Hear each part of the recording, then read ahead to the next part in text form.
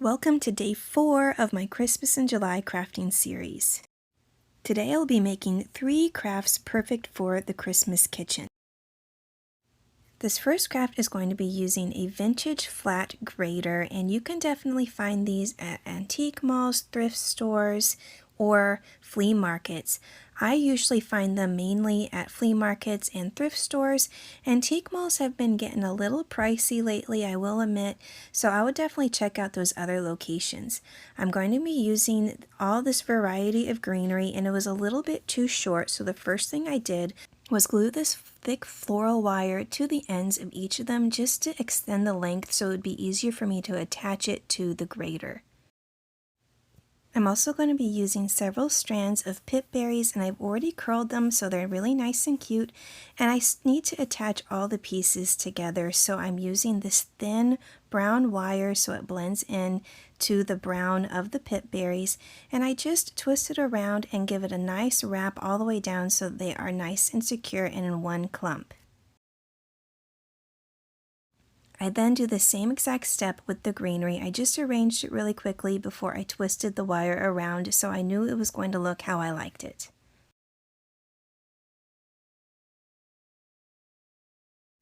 Using the same wire, this is how I'm going to attach the greenery and the pips to the grater itself. So I just slid it through the greenery, and those little slots are going to be how I attach it. And from the back side, I then just wrap it again around the front, and I just keep wrapping it until I run out of wire so it's nice and tight. I use my pliers to help me pull the wire through and make it nice and tight because I don't want it to be sliding up and down those slots. I want it to stay in place. I'm going to spare you from watching me struggle with the wire again, but you do the exact same thing with the pip berries. You just slide the wire through and then wrap it around those slots until it's nice and tight and secure. Now this is just a personal preference, but I like to hide the wire in the back because it doesn't look the prettiest. I also don't want to take any chances of it scratching up a wall, so I just take a little piece of felt and glue it over it so it's kind of hiding it and it won't scratch anything. I then picked out this really pretty red, green, and cream bow. I absolutely love the colors. I thought it matched the different colors really well, so I just hot glued that there in the center. This little rusty snowman originally came on a big garland of rusty snowmen. That's why there's this thick wire attached to the back, but I do not want that. I'm just going to trim that off and hot glue it to the middle of the bow. I first tried to wrap it around the slots like I did with the pips, but it was just way too thick. After gluing that down into the center, my last finishing little touch, I thought it looked a little empty right there in the middle, so I gave him a little bow too. I mean, why not? It was super cute. Just a simple little red bow for my cute little snowman. And here is the finished project. I'm trying to fit it all in the screen because I can't get my camera up too high, so I hope you're able to see it okay. I think it is super sweet and precious, perfect for a country kitchen. For my second kitchen craft, I'm going to be using a muffin tin, and I absolutely love making these. These remind me a lot of my shadow boxes because I do decorate them similar. I'm going to be adding scrapbook paper into the back of each of these little tins, and this one I think I got from Joann's, but I'm sure you can find some similar scrapbook paper elsewhere. It has this pretty pastel green with snowflakes and these beautiful pink trees, so those are the color schemes that I'm going with. And after filling in all the paper, I do use hot glue for this one instead of Mod Podge. I go around it again with my glitter glue. I used silver for this one, and I'm also going to be putting in my diamond dust. Now, like I said earlier, I mentioned where I find these things. I went to a antique mall the other day and I saw a muffin tin on the wall, and I was so excited. I was like, ooh, this is the one, and it was $30, and I thought, what makes that so special? So I did not buy it. I actually just had this one at home that we never really use anymore. We actually just use it more for storing crafts or doing different little decorations ourselves. So I thought I'm just going to turn it into a Christmas craft. After applying the diamond dust, it is now time for the fun part. Each little tin is going to have a different little scene, and everything has to be pretty tiny, but I absolutely love using tiny little things. So the first thing is this pink bottle brush tree, and I just cut off a little bit from the bottom because it was a little bit too tall, and this adorable little house, and it is a picture of a little bakery. I know it's hard to tell, but it's a cute little bakery house, so I thought this was of course perfect for a muffin tin. After gluing both these pieces in, the next tin was going to have some little cookie cutter buttons. So a gingerbread cookie cutter that's brown, one that's silver, and there's also going to be a little gingerbread button up in the corner. Just the perfect little things for these muffin tins. I had so much fun looking through all my items, finding the perfect things. I absolutely love it. It turns out super cute and adorable. Now this gingerbread and snowman cookie actually come on a garland to decorate a tree, but I've never used it for that. I always end up cutting off the little hanger so I can put it in whatever I want. So just gluing those, I thought it was perfect to go on either side of this little pink tree in the third tin. And I'm also going to be adding some snowflakes to the top. These snowflakes, I've done this before in other crafts, are actually buttons, but I always end up cutting those off. I never ever use them as buttons, and those two are just going to go one above the snowman and one above the cute little gingerbread man.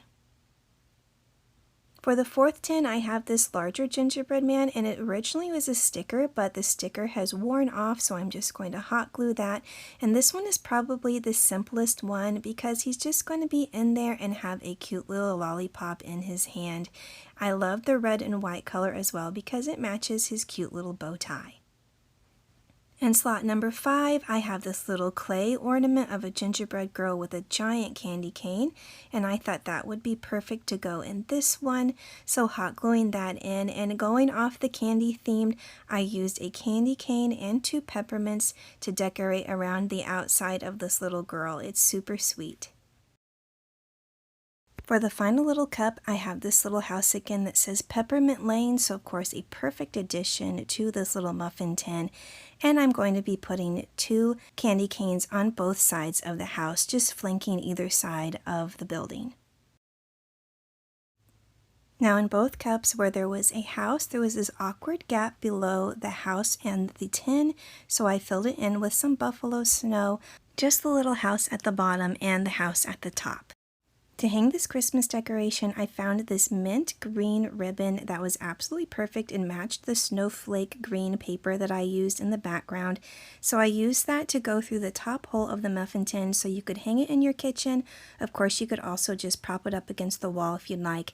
Now sometimes I add a bow or something to the center of the muffin tin, but for this one, I don't know, I just kind of liked it as it is, so I didn't add any extra frills down the center of the muffin tin. And here is the finished product. I absolutely love it. I love making these. I have 2 more that I've already made for this upcoming craft show, and I think it's so adorable. It's something easy that anybody could make for their own kitchen, or if they would like to sell this as well. For the third and final Christmas craft, I have this vintage coffee pot. You might be thinking, oh, she's just going to stick something in the coffee pot, but oh no, I'm actually using the thing inside of it. Now, I think this is the percolator. I actually don't drink coffee at all. I think coffee is disgusting. So I'm not really sure what this is called. I just know the beans go in it. So I have actually made something like this before, and the first thing I do is just fill it with some craft foam, and I decided to do some Spanish moss instead of my usual buffalo snow. This one's going to look a little bit more rustic, and I have this adorable little snowman that has more of an olive green scarf and some earmuffs, and I'm just going to be making a cute little centerpiece.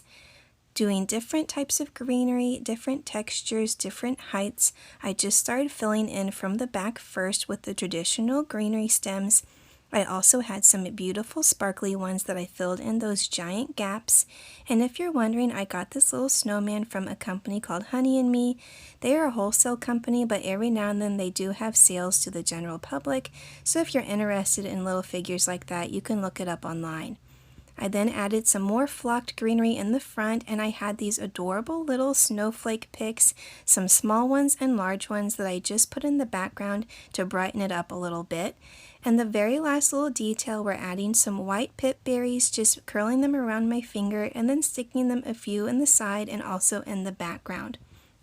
The last one I made of these was gingerbread themed, but this one I think turned out so cute as the snowman themed. I'm super excited to display this in my craft booth this November. As always, tell me in the comments down below which craft was your favorite today, and come back tomorrow for the last day of this Christmas series, day 5.